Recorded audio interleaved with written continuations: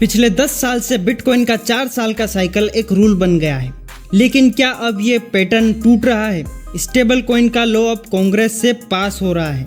Coinbase के CEO ने तो बिटकॉइन को अगला ग्लोबल रिजर्व करेंसी बोल दिया है और मिडिल ईस्ट में वार का टेंशन तेज हो रहा है।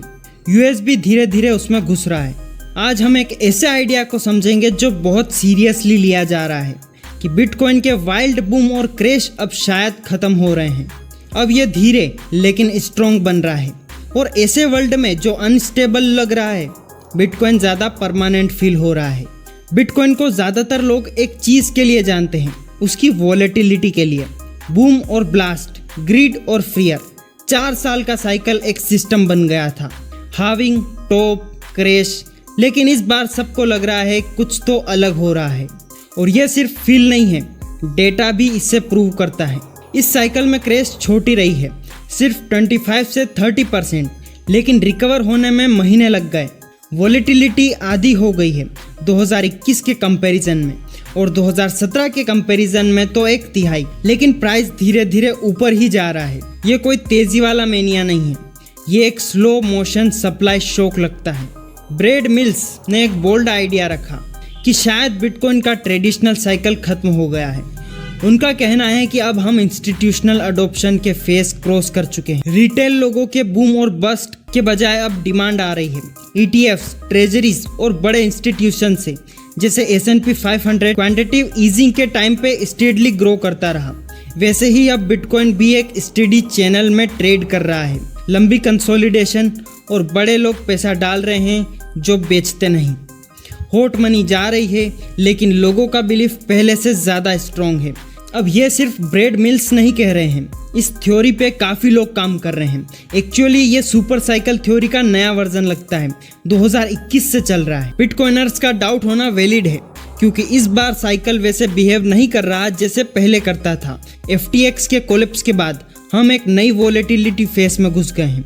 अब बिटकॉइन की वॉलेटिलिटी 40 से 60% के बीच है, जबकि 2021 में ये लगभग 100% थी। साथ ही लॉन्ग टर्म होल्डर्स अपना बिटकॉइन बेच नहीं रहे। MVRV, जो एक वैल्यूएशन मैट्रिक्स है, 2017 और 2021 की तरह ज़्यादा स्पाइक नहीं कर रहा है। वो 2 और 3 के बीच कामली स्विंग कर रहा है। मतलब इन्वेस्टर पैनिक्स या ओवर एक्साइटेड नहीं है। लोग 60,000, 90,000, 110,000 पे अपना बिटकॉइन होल्ड कर रहे हैं। अब तक के साइकिल में हमें काफ़ी लेवल पे सपोर्ट बनाई है, जैसे $20,000, $40,000, $60,000, $95,000। ये साइकिल रॉकेट शिप जैसा नहीं, बल्कि स्टेयरकेस जैसा लगता है, जहां हर स्टेप पे बिलीफ बढ़ता है। और इंस्टीट्यूशंस को इन्वेस्ट करने के लिए यही चाहिए, स्टेबिलिटी और कॉन्फिडेंस। इसके साथ ही स्टेबल कॉइन्स का अडॉप्शन भी फास्ट हो रहा है, और ये भी बिटकॉइन के लिए बुलिश है। US सेनेट जीनियस एक्ट नाम का स्टेबल कॉइन बिल पास कर रहे हैं। ट्रंप इसे सपोर्ट कर रहे हैं।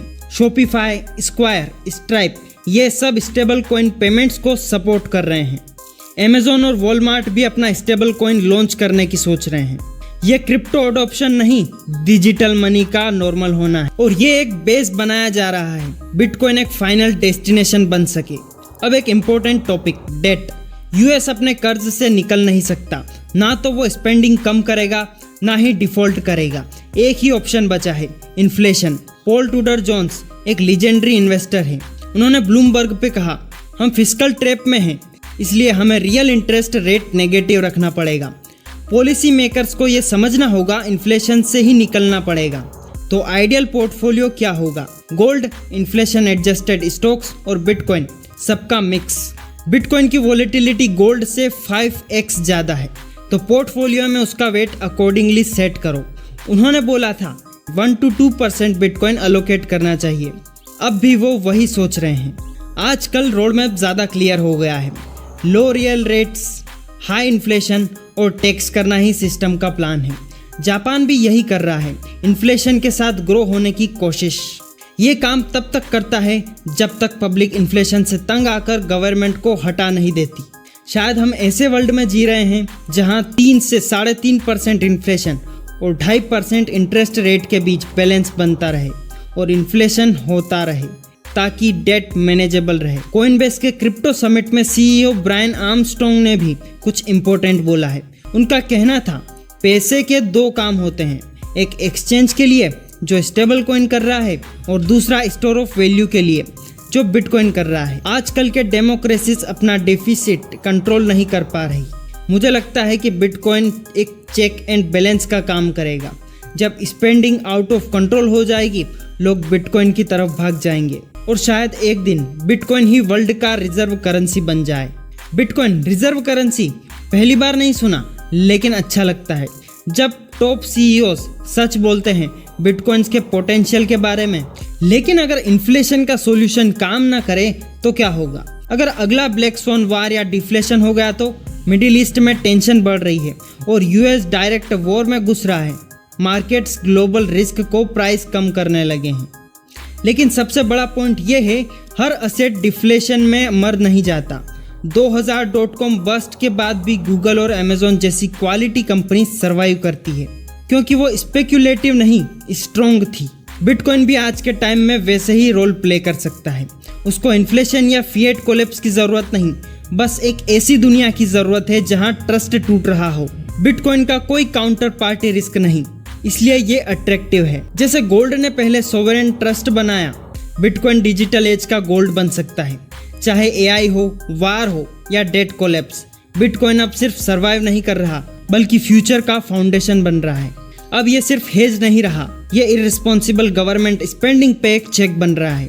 लोग, कंपनीज और कंट्रीज तक इसे अडॉप्ट कर रहे हैं। बैंक ऑफ अमेरिका ने बिटकॉइन को print press, steam engine, light bulb, internet और एआई के साथ लिस्ट किया है टॉप 1000 ईयर्स के इन्वेंशंस में। ये स्पेकुलेशन नहीं, ये हिस्ट्री है। वॉल स्ट्रीट धीरे धीरे इंटर कर रहा है। शॉपिफाई और स्क्वायर सीक्रेटली बिटकॉइन पेमेंट ला रहे हैं। एक स्लो बट अनस्टॉपेबल सिस्टम आ रहा है, हार्ड, स्कैर्स और इनकरप्टेबल। टॉप ईटीएफ और ट्रेजरीज कंपनीज का मार्केट वैल्यू अब बिटकॉइन के 2017 के मार्केट कैप से ज्यादा है। हम देख रहे हैं एक शिफ्ट, स्पेकुलेशन से स्ट्रेटजी, अल्ट कॉइन से बिटकॉइन, रिटेल से इंस्टीट्यूशन। 4 ईयर साइकिल खत्म नहीं हुआ, लेकिन अब वो कमांड नहीं कर रहा। अगर बिटकॉइन सच में मॉनेटरी पॉलिसी का पार्ट बन रहा है, तो पॉलिसी मेकिंग में उसका रोल वाशिंगटन तक जाना चाहिए। तो यार, इस वीडियो में इतना ही। I will see you in the next one.